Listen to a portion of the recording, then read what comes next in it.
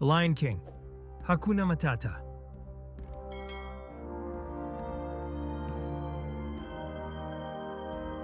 Once there was a little lion cub named Simba. Simba was staying with his pals Timon and Pumbaa at their colorful jungle pad.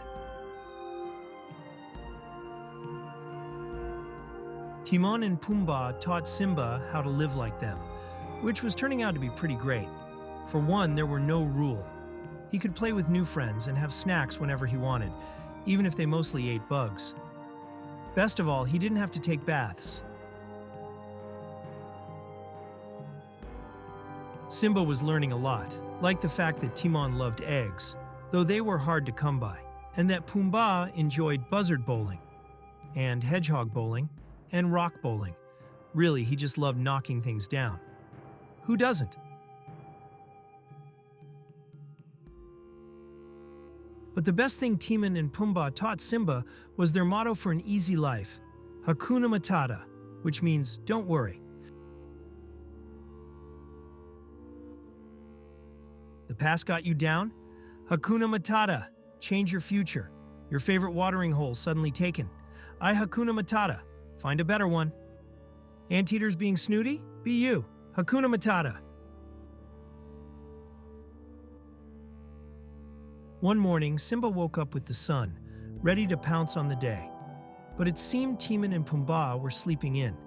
Feeling antsy and ready to hunt for grubs, Simba decided to go exploring without them.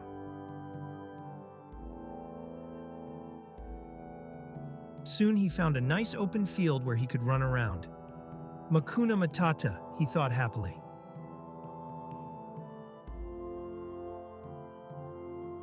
A little while later, Timon and Pumbaa finally awoke to find their friend missing. They decided to look for Simba in all his favorite spots. Furball. Little buddy. Simba, they called to no answer. Well, this isn't good, Timon observed. How did we lose a lion? Pumbaa added, concerned. A few clearings away, Simba was living Hakuna Matata to his heart's content. He wasn't sure how the morning could get any better.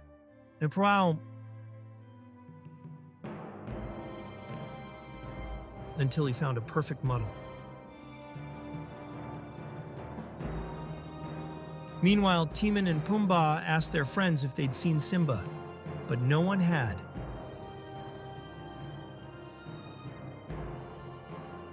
They trekked farther, and soon they found a grassy field they were sure the cub would love.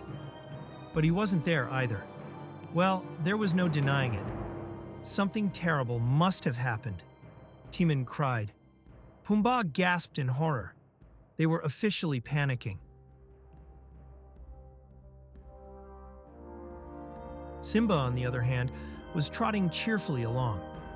He spotted some abandoned eggs high in a tree. Timon would love nose, he thought. As he got closer, he noticed a few fallen logs. If those were in a pile, they'd be great for Pumbaa's log bowling. Not to mention, they were probably crawling with bugs. Simba grinned.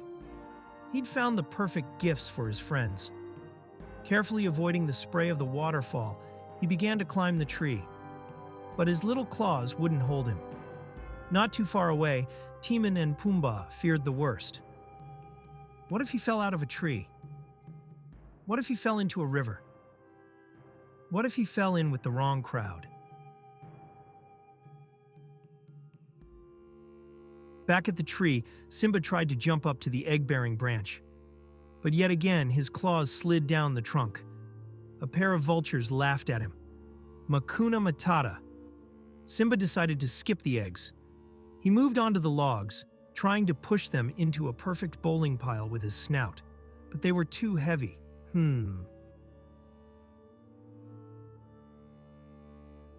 Meanwhile, Timon and Pumbaa were not doing well. What if he was cubnapped by a giant bird? What if he choked on a butterfly? What if he was eaten? What if he ate somebody? Just then, Simba spotted a bug on one of the logs. He crouched, getting ready to pounce. Suddenly, he had a brilliant idea. Getting a running start, Simba sprang powerfully off the biggest log, pushing them all together. He flew into the air, through the waterfall, and toward the eggs. Hakuna Matata! At that moment, Timon and Pumbaa stumbled upon the scene. Timon and Pumbaa wailed, "Gah, no! It's worse than we thought." Simba landed and gently handed over the nest. "Guys," he said, "I'm glad you're here. I got some eggs for you, Timon. And Pumbaa, some bowling with a side of bugs." Timon and Pumbaa had never felt so many feelings. They were even speechless for a moment, but only for a moment. "You're safe," Pumbaa finally said. Timon choked back a sob. "And you got us presents." Simba stared at them. "What? Were you worried?" Pumbaa coughed. "Us? Worried? Of course not." "Don't be ridiculous," Timon scoffed unconvincingly. But Simba knew exactly what his pals needed to hear right then. "Hey, it's all right," he said with a wave of his paw. "Hakuna Matata.